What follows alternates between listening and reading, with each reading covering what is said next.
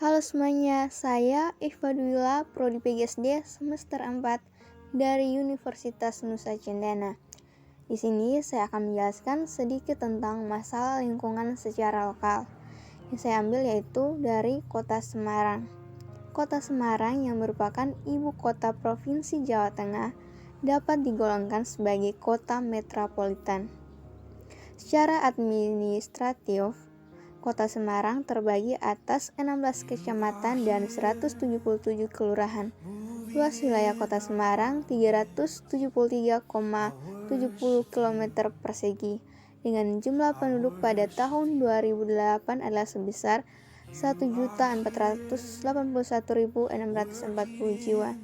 Secara umum, masalah lingkungan yang terjadi di Kota Semarang antara lain penyebaran air payau atau intrusi air laut, longsor dan limbah cair, banjir, dan rob.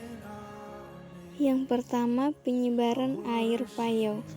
Penyebaran air payau di Kota Semarang semakin luas dan kadar garam semakin tinggi.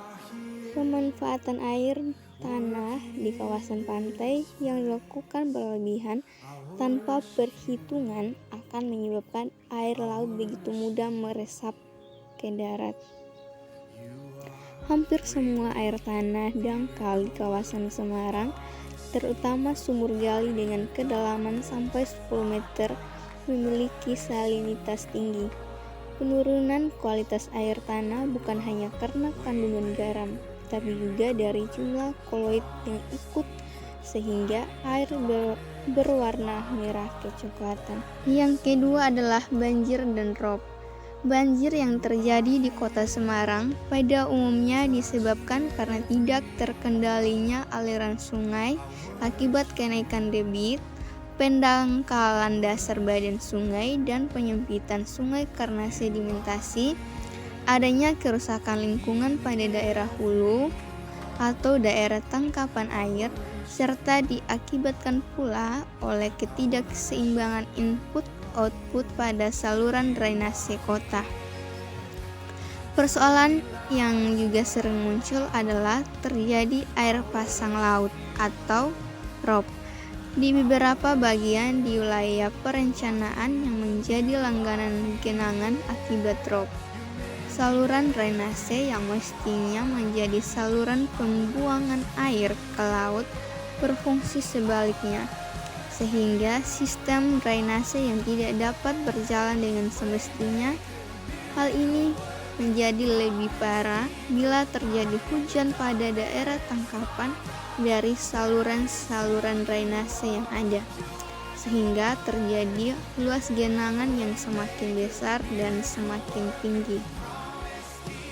Yang ketiga adalah longsor. Tanah longsor terjadi karena adanya pergeseran tanah atau bebatuan dalam jumlah besar secara tiba-tiba atau berangsur, yang umumnya terjadi di daerah terjal yang tidak stabil. Faktor lain yang mempengaruhi terjadinya bencana ini adalah lereng yang gundul serta kondisi tanah dan bebatuan yang rapuh. Air hujan adalah pemicu utama terjadinya tanah longsor. Ulah manusia pun bisa menjadi penyebab tanah longsor seperti penembangan tanah, pasir, dan batu yang tidak terkendalikan. Menurut organisasi MPBI, Masyarakat Peduli Bencana Indonesia, gejala umum tanah longsor meliputi: yang pertama, muncul retakan di lereng yang sejajar dengan arah tebing. Yang kedua, muncul mata air secara tiba-tiba. Yang ketiga, air sumur di sekitar lereng menjadi keruh. Yang keempat, tebing rapuh dan kerikil mulai berjatuhan.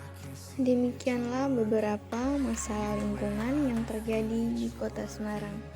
Terima kasih.